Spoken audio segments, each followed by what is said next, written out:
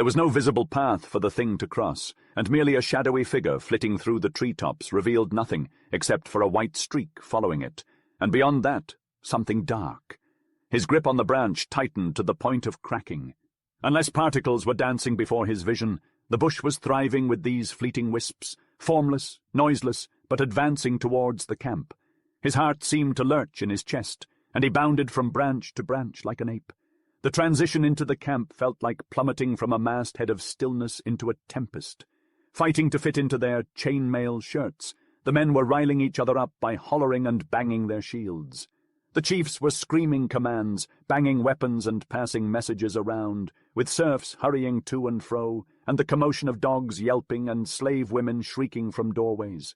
The leader of the champions required brute strength to pull them to the side and explain to them that they weren't going to turn their blades on the foe in front of them. The number of enemy boaters is far greater than our men, so none of our fighters can abandon their posts at the front, he explained. Our responsibility is to both defend and find out what these things are that are coming for us. And it is crucial that we position ourselves without delay. Olaf and the Hare will be my messengers. While Hare gets my ring shirt, I'll give Olaf his instructions. Drawing the Fair One aside, he spoke in his ear with forceful authority, until the Fair One reluctantly agreed, and then darted towards the pastures.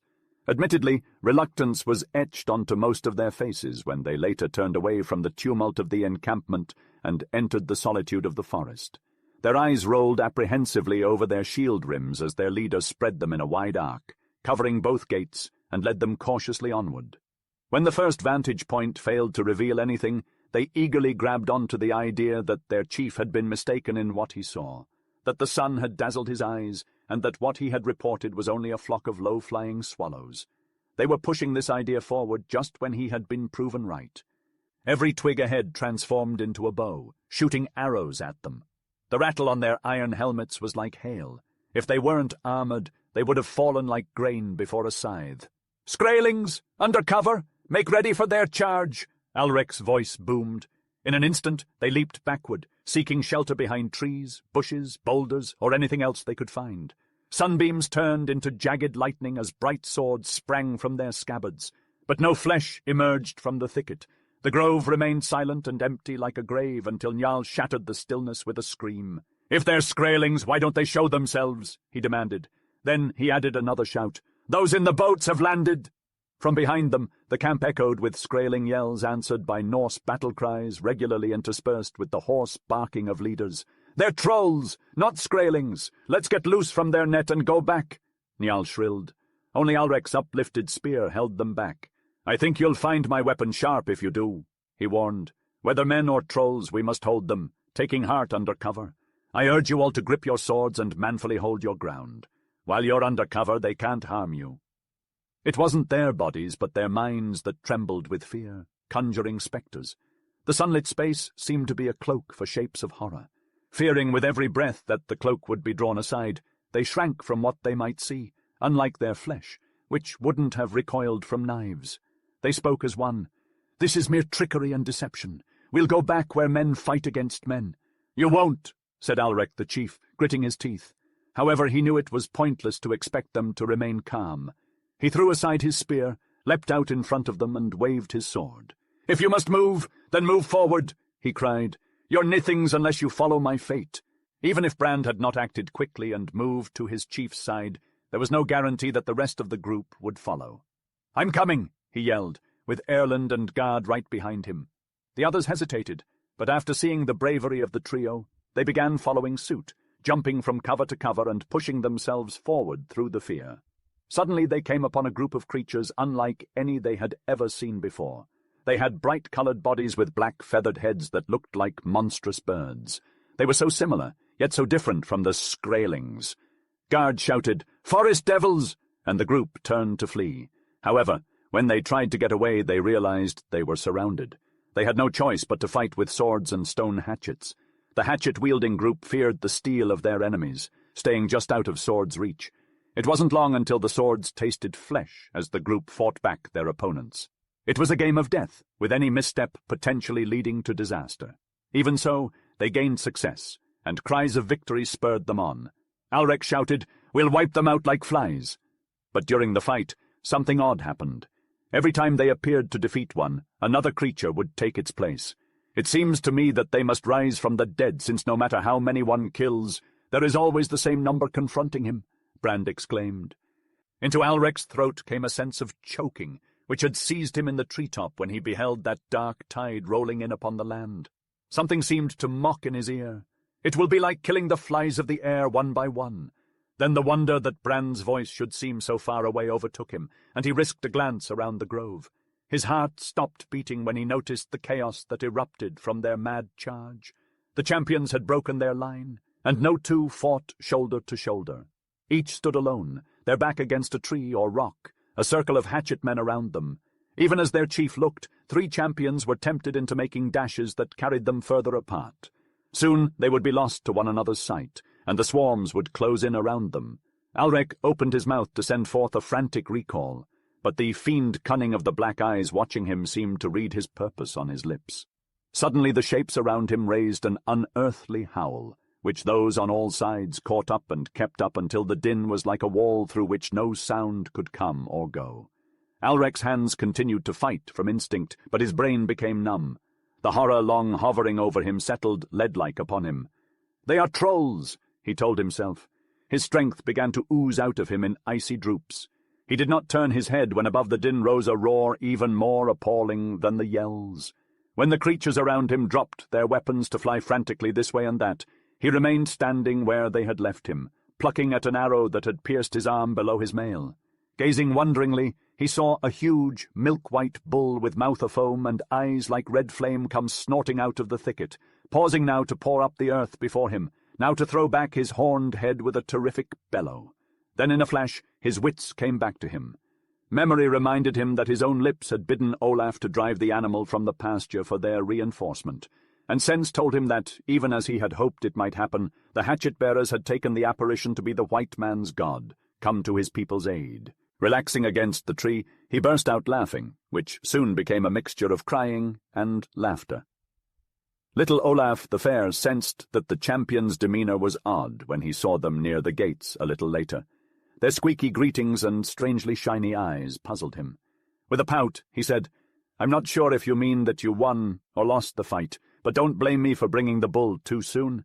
The guys at camp have already scolded me enough.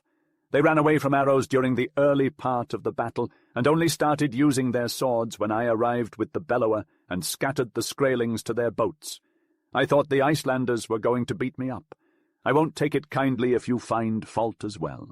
They laughed so hard that his words disappeared into their high-pitched cackles of laughter.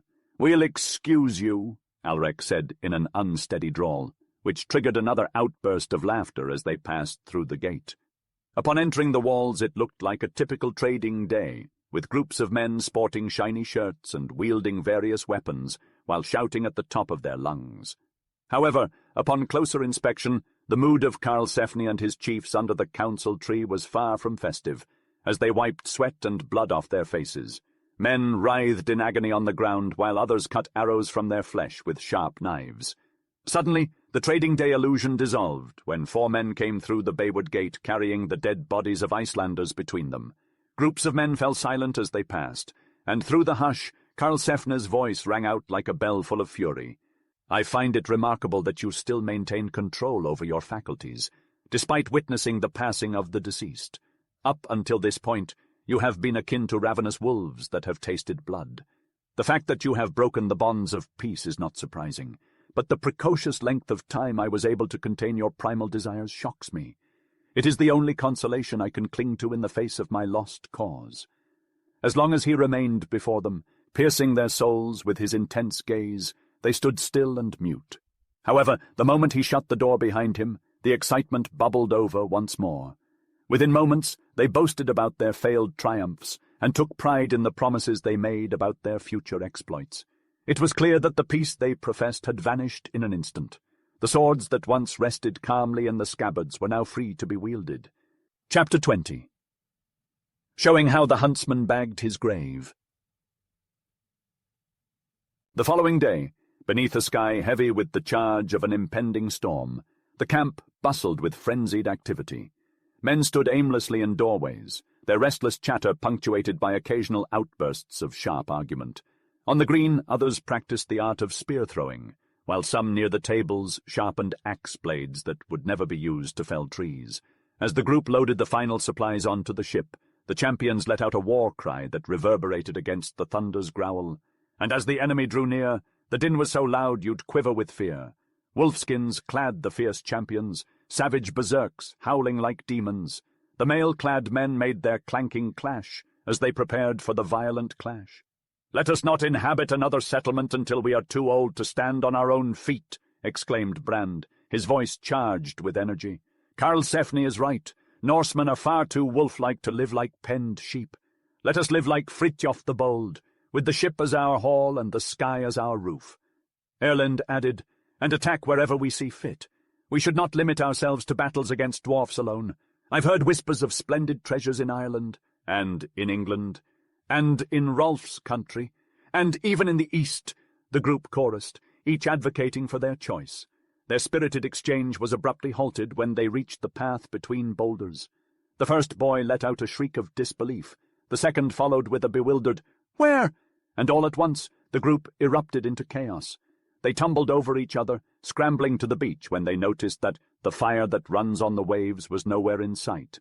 Some of them yelled, "The tide!" while others shouted, "Skraelings!" One group scurried up the bank to climb the trees and scan the bay, while the other drew swords and raced along the coastline, peering into every cove and inlet. But the third cluster remained fixated on the rollers in the sand, exclaiming in disbelief. At last they heard a voice from above. "Stop gazing at the beach and look to the ships in the sea. They're off in the distance, moving away from us." I would venture to say that one's eyesight has little merit if it has failed to reveal my presence. A gaunt, pallid face emerged above the rocks, contrasted starkly against the lightning's electric white that illuminated the sky. The group spun towards the intruder, howling, "Halad!" bolting up the shore like sand propelled by a gale. The leader had gone a few steps after them before halting, pivoting and confronting the unwelcome visitor with a steadfast gaze. "If anyone believes you hold any significance, which I do not, then this seems to be an ill circumstance. We are not at fault if you drowned. Why not stay submerged with the other deceased men?" The lips without colour twisted. "Deceased men? Do you assume that if I had the powers of a spirit, I would permit Thorhall to bind me and remain here, vulnerable to scrutiny?" "Thorhall," Alrek echoed, approaching him, and Brand, Erlend, and the unattractive one rekindled their courage, pausing in their escape to glance around, warning him not to get any closer. It slipped my mind that the huntsman was involved. Nevertheless, he wouldn't have had the ability to complete this on his own. There was no necessity. With all the commotion yesterday, the men were eager for a pastime. At least 20 accompanied him, their morale soaring high. Had their disposition been less jovial, they might have murdered me when they discovered I had trailed them here. But instead, they merely tied me up, so I didn't warn anyone and left in the morning. I managed to free one arm and slept on the ground. However, these bonds feel like scorching iron on my ankles. Quickly bring your knife here and release me." Alrek started to move towards him again when his comrade's objections forced him to pause. "If you're not dead, what is the explanation then?" The rocky surface was beaten fretfully by the claw-like hands. "I have never fallen into water, and what Thorhall may have told you is false. When he was wrecked on the Cape, I was not with him. In fact, 2 days before the wreck, he left me in the south country because I took too long to return to the boat after exploring. This had happened twice before. However, I had hurt my leg and could not return earlier. It took 3 weeks for me to journey here. In the meantime, Thorhall went home and told everyone I was dead. He was so upset with me that he attempted to make his lie become truth. The reason my appearance resembles that of a dead man is because I cannot get full or healthy from only eating raw eggs, fish, and water." The speech halted impatiently. "Do you not comprehend, you dull-minded peers?" The champions glanced doubtfully at each other. It appeared sensible, but previously you have made it quite clear that you rely on your foster-father Bjorn to dominate your difficulties. Why did you not approach him now? Interrogated Brand. At least Halad's anger was active. It glittered in his hollow sockets. I might as well go to Bjorn's dogs because they hold teeth. His temper developed further. It is obvious that, due to your gullibility, you fail to comprehend that the glance of Thorhall's sly green eyes hold more sway than Bjorn's fumbling hand. Although it was strange, they had forgotten the ship. Instantaneously they began to advance as it returned towards them. "You only know part of the story. what he intended to do. Give us your opinion of where he has gone. I won't provide any information until you come up here and set me free, Hallad's withered lips decided. Alrek spoke his counter-condition. If you let me prick your skin with my sword, I will believe that you are not a ghost. Before he had finished speaking, one of the skeleton-like arms stretched over the rock. Drawing his sword, Alrek scratched a cross upon it, and blood instantly blurred the lines. Without further ado, he climbed up the bank and around the boulder to cut the bands. The ghost returned his hand, clasped with unghostly pressure, then sank to the bank to rub his chafed ankles. It was spiteful of him to tie them so tight, he whimpered. I'm starved. If you want any news, ask quickly before I get some curds and bread. They had much to ask. Tell us where he is taking our ship. Tell us about the dwarf story.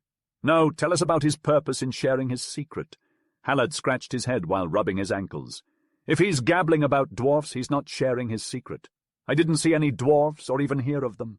One day, when Thord and I stayed with the boat, and he and Swipdag went far inland, he came back with a gold chain.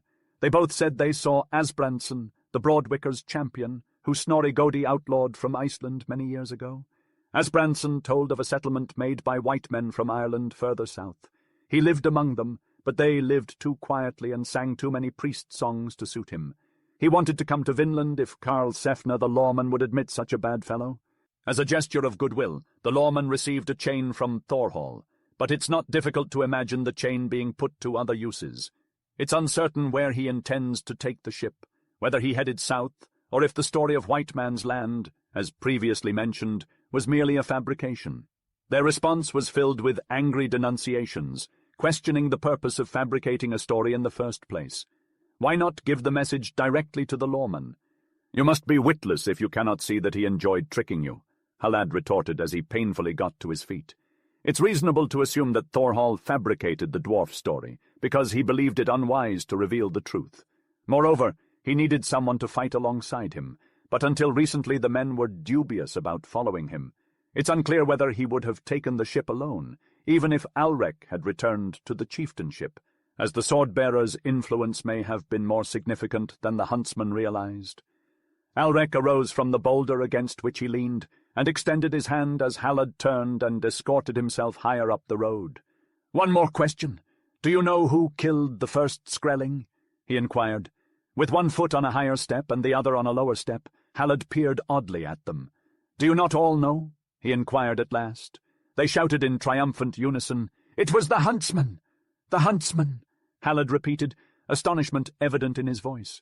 After pausing for a moment, he grabbed a low-hanging root, pulled himself up to the next level, and would have departed without another word if Alrek hadn't grabbed his ankle. "What do you mean by that?" asked the sword-bearer. "If it wasn't Thorhall, then who was it? I will not let you go until you reveal the answer." He clutched the raw ankle more tightly than he realized, causing Hallad to cry out in agony and rage. "I have not yet said too much, but I think I need not spare you since you have challenged me. It was you. My own eyes saw you. I was hiding behind a woodpile, hoping to slip into one of the booths and get a weapon for myself. I saw you fall, and I saw the Skrailing lean over you and make a grab at your sword. You leapt up and buried the hatchet in his head, and he toppled over into the hollow. Now there is no need for you to look at me in that manner.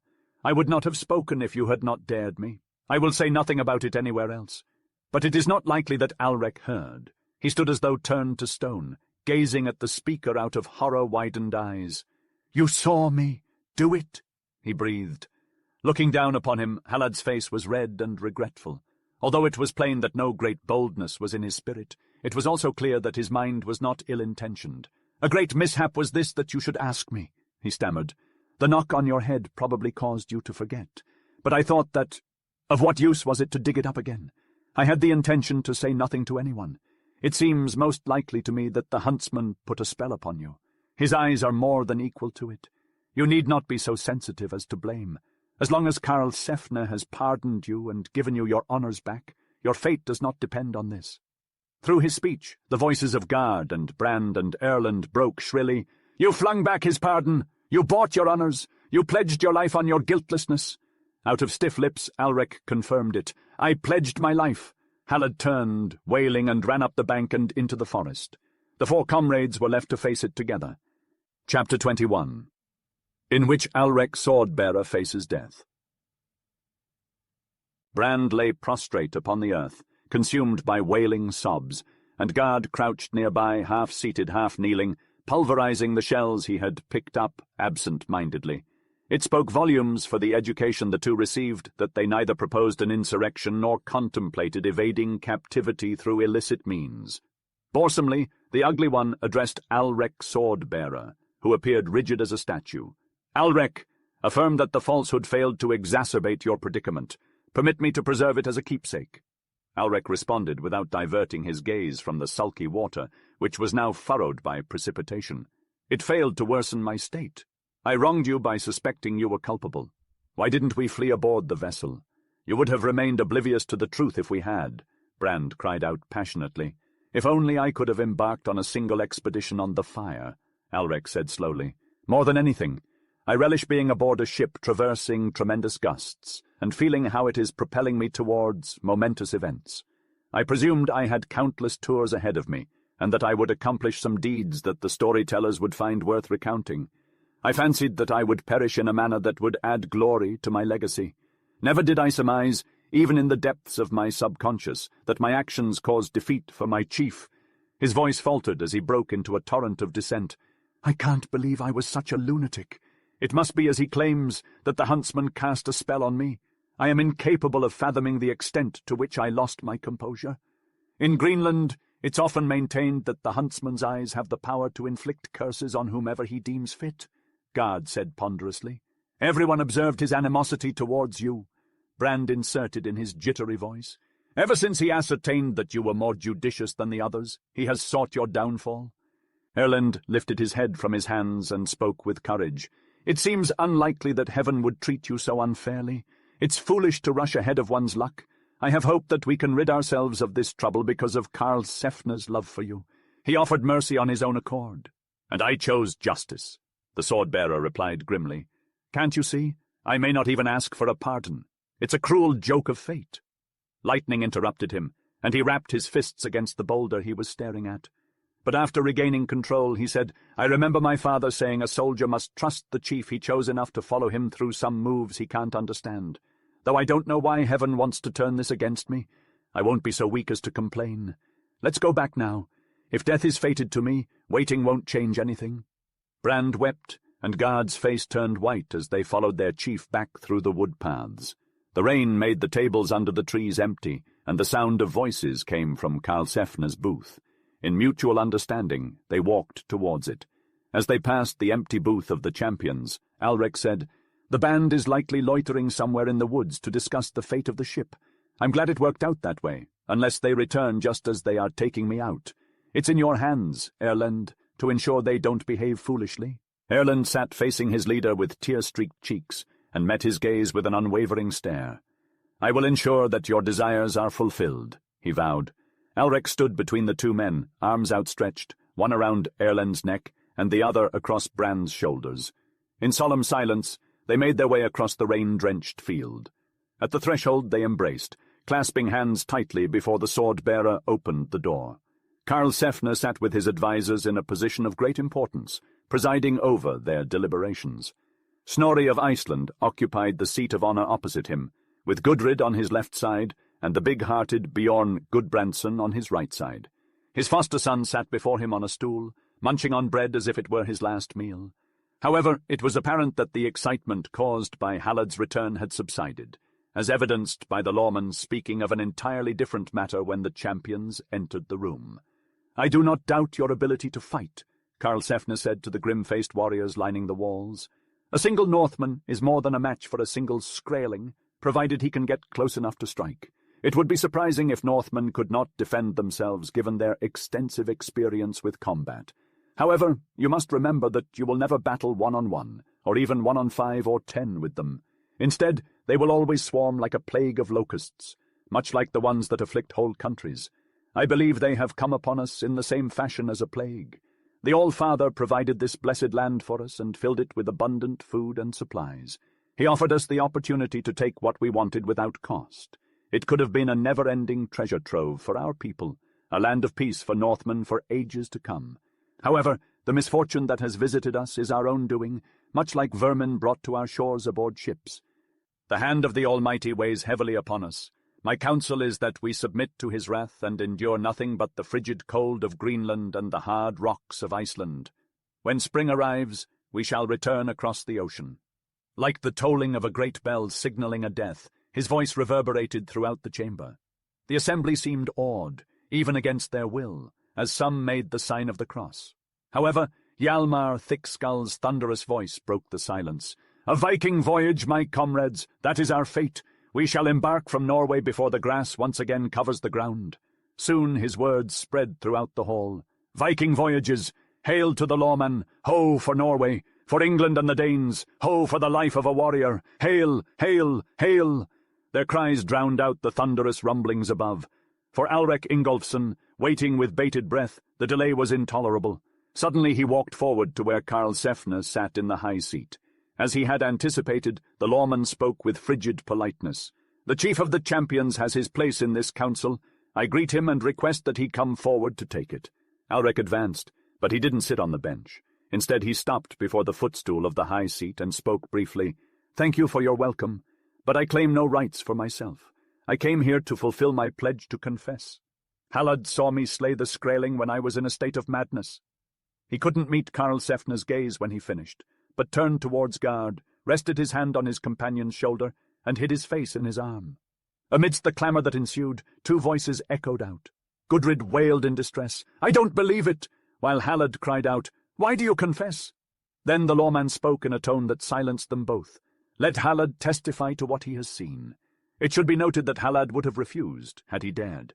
Unwilling, he mingled his recital with appeals for mercy, but the damning truth could no longer be concealed. As the telling concluded and the storyteller wept at Bjorn's feet, Alrek lifted a face filled with anguish that lent his brown eyes a pallor. "I only ask you to believe that when I claimed my innocence, I was unaware of my guilt," he protested. The lawman nodded pensively. "I do believe you," he conceded, but the gesture was fleeting, and his lips remained sealed in a grim line like stone etched by time. A chill akin to a glacier's breath swept through the room as the whispers faded and bodies stilled. The lawman rose, filling the space with his daunting presence, his chiseled features illuminated by the cold light. "I believe you did not know the full extent of your actions," he declared, "but you acted true to your nature when you took another's life. Halad's claims of the huntsman's spell power are mere fancies, for no spell was upon your father nor upon you when you slew the Skraeling. I have always suspected you struck in berserk madness, the poison coursing in your veins. You would strike again even if it meant jeopardizing lives. I pardoned you once, costing the lives of 100 souls. I will not endanger others by pardoning you again. You offered to surrender your life. I will oblige and have you hanged by the pine tree at the Skraeling's mound. Lodin and Asgrim, together with their crew, shall fetter you and execute my sentence." Gudrid retreated in a half-swoon amid a growing murmur in the hall. But the lawman silenced the crowd with a flick of his wrist, his eyes flashing like ice in the moonlight, until the din had ebbed into a hush that lasted for a time. Alrek Ingolfsson spoke not a word, except when his arms were pinned down. "Like a sheep-killing dog," he muttered, hanging his head in shame as he walked away without meeting anyone's gaze. The wind rushed in as the door opened and then closed, leaving nothing but the sound of Gudrid's subdued sobs and the lawman covering his face with his cloak. Oddly enough, it was at the moment when Karlsefne closed his eyes that Gudrid's veil was lifted. She stared at Halad dully, then sharply as if detecting something. Gudrid stood and pointed a slender finger at Halad. "I believe you're the one who committed the murder," she exclaimed. When Halad recoiled and Bjorn asked a confused question, the lawman looked at them curiously. Gudrid shook the lawman's shoulder with anticipation. "If you promise to spare his life, this coward will confess his guilt. I see it in his face," she persuaded. The lawman did not have to say anything. Everyone's attention on Halad exposed his lie, causing him to fall to Gudrid's feet, screaming, "The huntsman made me do it!" Gradually, he revealed that the huntsman had made it a condition of his survival to come back to camp after his departure and kill someone. Because he only had the stone hatchet stolen from Alrek's unconscious body, he used it to slay the Skraeling. But only Bjorn, his foster father, remained to hear more. When the first cry went out, Karlsefne quickly made his way to the door and disappeared, followed closely by Gudrid and the other 3 champions. The maids and the throng of men turned away from Halid and made their way across the green towards the booth of the champions. Under a pine tree beyond the booth, a group of people stood around a knotted grapevine noose. Alrec's sword-bearer stood below the loop, freed from his bonds. His head bent over Gudrid's hands, Karlsefne spoke with a quiver in his deep voice. "I will make this up to you 100-fold.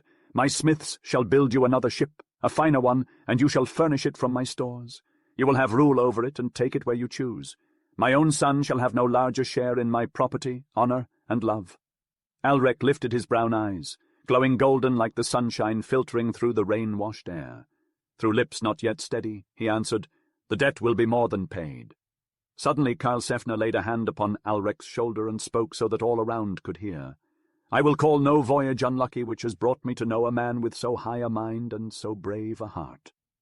I look at this as proof that good intentions will get the victory over evil in the most unexpected way. I will take it as an omen that the good which I have tried to extract from this land for my countrymen will come to them yet in some way which I cannot now see. We will go back neither bitterly nor despairingly, but giving thanks for the good we have received, and cherishing hope for the future. It is my offer and will that everyone in hearing shall come tonight to the best feast I can make in honor of the chief of the Vinland champions and his men." It was fortunate that Karlsefne intended to stop there, for not another word could be heard above the celebratory clamour and weapon clatter. The champions hoisted their chief upon their shoulders and carried him back in triumph, followed by a cheering throng. The end. This concludes Vinland Saga, Viking historical fiction, written by Bjorn Wolfe, narrated by R.K. Marks. Visit brooksaudioBooks.com for updates on the availability of new books and a special free offer.